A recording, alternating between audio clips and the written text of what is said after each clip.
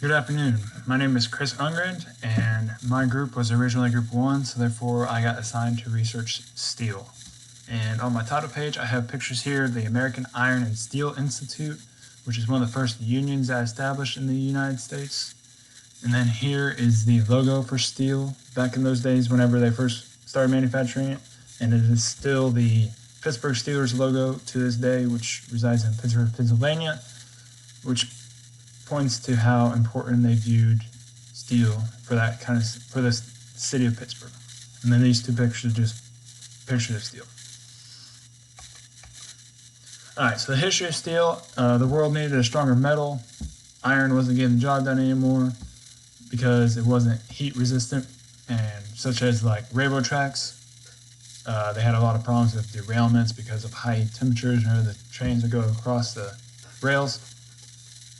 Two inventions that led to the birth of steel really being used throughout the world was the Bessemer process and the Siemens-Martin open hearth process. Here is the Bessemer process. It was invented by Henry Bessemer in 1855. It was the first inexpensive way to make steel out of molten pig iron, and it removed the impurities through oxidation processes. It led to U.S. Steel being on top. As you can see in the graph, from 1970 to 1975, we were pretty high up there as far as the 100 metric tons of steel that we were producing in the United States alone.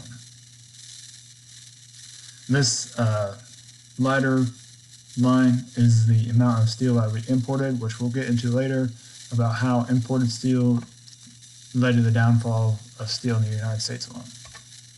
Steel's downfall, mid-1970s, other countries joined the production industry.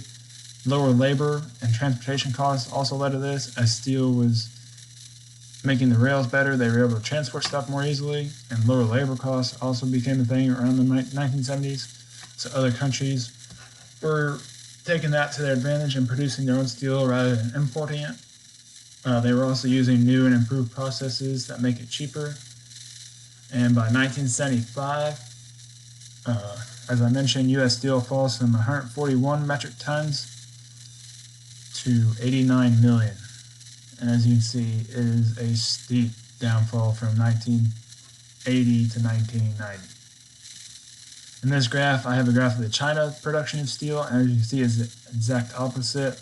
1990 is here, and as you go even to 21st century, they are still world leaders. And then this red line is the percent of the world production of steel that China does, which right now, or in 2014, was 50%, which is what the steel of the United States usually for the world. Some of the modern uses of steel, construction accounts for more than 50% of the world's steel demand, such as steel buildings, bridges. This one is the Earl Bridge in St. Louis, I believe. Underlying buried gas lines, and rebar for concrete, or many other things that steel is used in that you can think of. Obviously, train rails. One of the cool things we'll get into later, especially with steel buildings, is like the span length that steel buildings are able to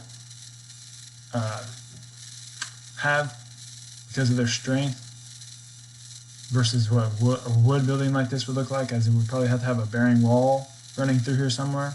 But as far as the steel building goes, you can span this much because of the strength of the purlins, and then on your end walls you have one column going up, but throughout the building there's nothing. You just have these X braces in certain bays.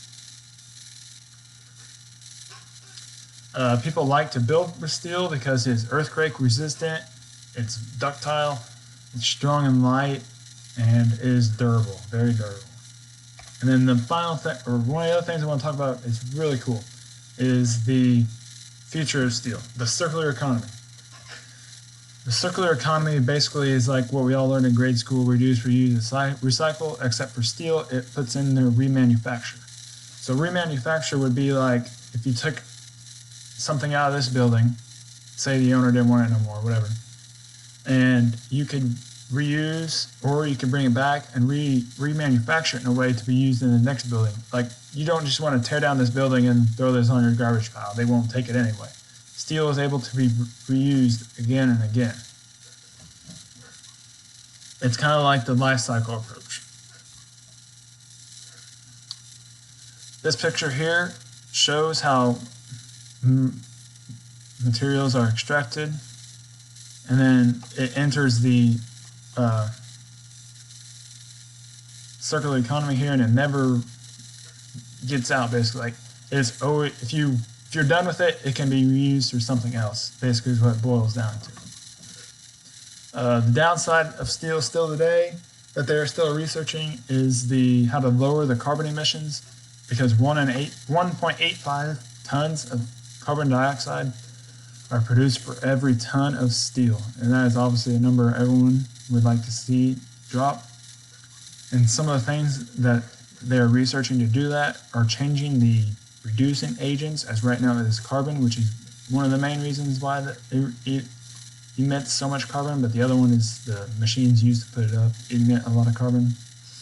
But they are trying to use hydrogen as a reducing agent, which would be like, instead of making CO2, carbon dioxide vapor, you would make water vapor.